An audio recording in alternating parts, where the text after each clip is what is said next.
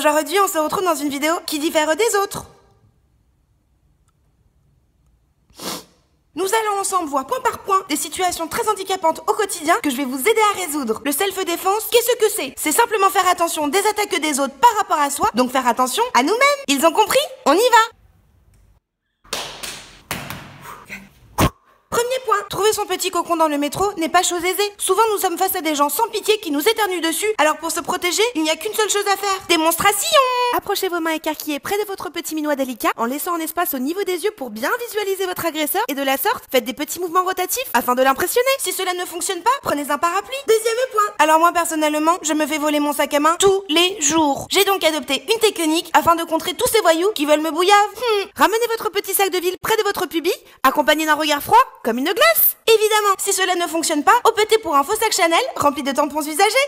Troisième point, nous le savons tous. Moi qui suis vraiment très belle, je me fais régulièrement accoster. Il n'est pas rare que je reçoive une petite pimine sur le cucu. Comment faire pour éviter ce désagrément? Voici la technique. Pliez délicatement vos jambes afin de former un arc de cercle et venez y déposer vos mains sur votre arrière-train. Évidemment, si cela ne fonctionne pas, laissez-vous faire. Quatrième point, j'habite dans la capitale du centre de Paris. Du coup, je suis amenée régulièrement à croiser certains amis que nous appellerons des pigeons ou nous autres parisiens des rats volants. Comment faire pour s'en protéger? Mise en pratique.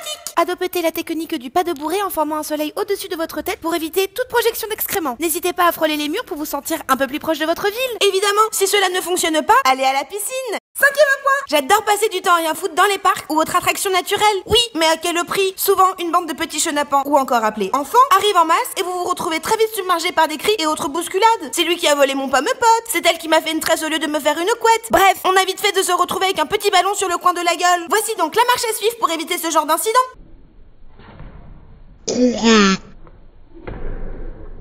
Évidemment, si cela ne fonctionne pas, butez-les.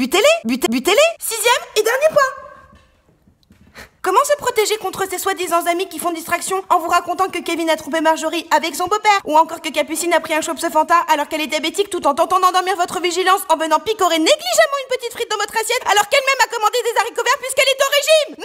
Merde! Dites stop à l'attentat gustatif. Protégez-vous. Voici donc la marche à suivre. Rabattez vos mains de chaque côté de l'assiette et tirez-la vers vous afin de faire comprendre à votre ami que définitivement son cul est toujours trop gros.